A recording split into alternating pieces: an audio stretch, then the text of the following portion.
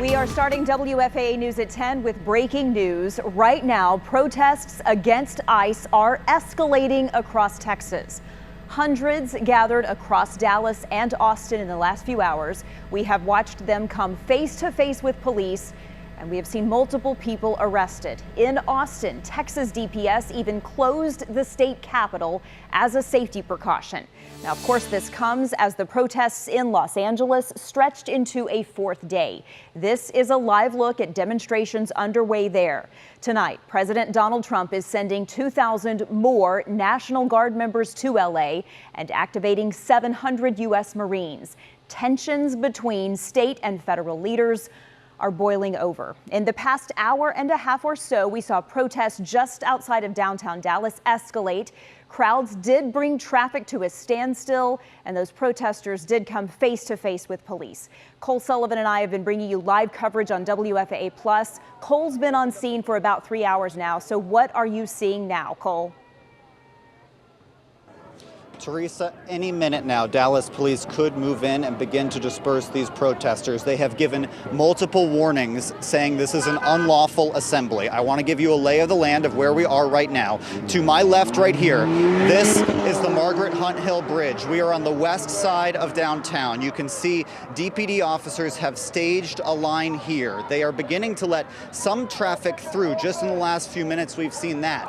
As we go further to the left, you will see this is where the remnants of the protests that began at 7 o'clock tonight are right now. Some people in the street. That's what's prompted DPD to declare this an unlawful assembly, and others on the sidewalk here, some of the protesters on the sidewalk here as well. We have already seen clashes between DPD officers and some of these protesters. We have seen protesters throw what appear to be water bottles in addition to shouting at the police officers, and we have also seen arrests, including DPD officers deploying pepper spray and their tasers and even punching a man. We have that on video.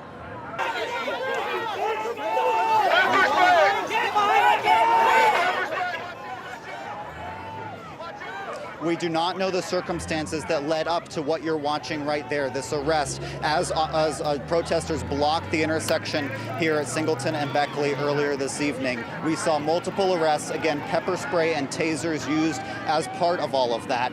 This has really been the tale of two protests out here tonight. We have seen what has unfolded in the last 90 minutes with DPD officers here on scene, the clashes between DPD and protesters, and then we saw what happened in the first couple hours of the protest, a peaceful protest that was away from the street in a park area. You can hear maybe behind me yet another announcement from DPD declaring this protest an unlawful assembly. This escalation began when the protesters, after about 2 hours chanting and having speeches and waving flags and signs in the park, once those protesters began to trickle into the street here, that prompted this DPD police presence. But until then, we had barely a DPD presence, and some of the organizers of the protest here have been lining the roads, encouraging protesters not to go into the roads. Some of the organizers of the protest have been pulling people out of the roads, indicating perhaps it gives the whole protest movement a bad name as well. Before all of this unfolded, we asked three of the folks here at the protest why they were out here today, and this is what they had to say. I'm here to support people who are at risk of deportation from this administration. I'm here to stand up for people whose lives are here, whose businesses are here, whose kids and families are here, and they're terrified to do normal things like take their kids to school, go to the grocery store. This is the country that our parents came to because at one point they saw it as an opportunity. We were also born here, but at the same time now our rights are being taken away. We're not being considered as human beings. Everybody has a voice, so I think if the whole community comes out here, we can make something happen. That was earlier, during the daylight, as soon as darkness fell, is when we began to see this situation escalate and change. Again, right now, on the western end of the Margaret Hunt Hill Bridge, near downtown, DPD officers and protesters here in the streets. We're seeing them let some traffic through right now, but they have given multiple warnings to protesters that this is an unlawful assembly and have told them that they must disperse. We will continue to keep you updated as the situation develops through the 10 o'clock newscast tonight, anytime on WFAA Plus overnight, and of course tomorrow morning on Daybreak. For now, live in Dallas, I'm Cole Sullivan. Cole, thank you for your really great coverage there on the ground. We're going to take you one more time to a live picture from our helicopter. And I just want to reiterate something Cole was talking about. Really, it seems as if Dallas police escalated their response when these demonstrators got into the streets. Dallas police will tell you they will allow you to march. They will allow you to have a demonstration. And if you do what your permit allows you to do, they don't bother with you. But when you start to get into the street and block the flow of traffic, that's when they start to move in. We have senior investigative reporter Tanya Eiserer with us on the phone now. Tanya, you and I both have covered police protests like this before. I was saying earlier, this one kind of brings back memories of a protest in 2020 after the death of George Floyd right there on the Margaret Hunt Hill Bridge. Give us a little bit of perspective about what you believe is happening on the ground with police. Yeah, absolutely. I spoke to one of the commanders and got some, just some information about how this is being handled. And DPD actually has a special response group that are specially trained to deal with protests and parades and things of this nature. They get extra training, and so there's a contingent of those officers out there that are just absolutely specially trained to deal with this exact type of circumstance. And those officers are being supplemented by response teams from the patrol stations.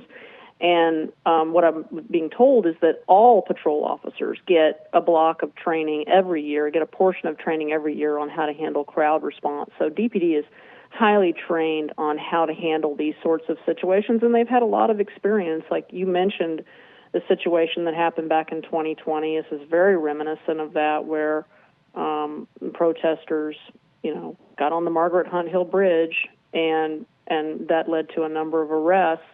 And officers are, when protesters do get in the streets and block roadways, that is going to lead to a response. The other thing that, when I was talking to this commander, he told me that Cole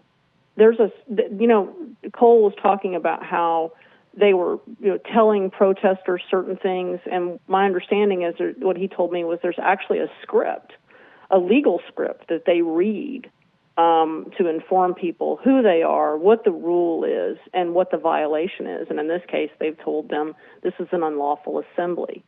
So, DPD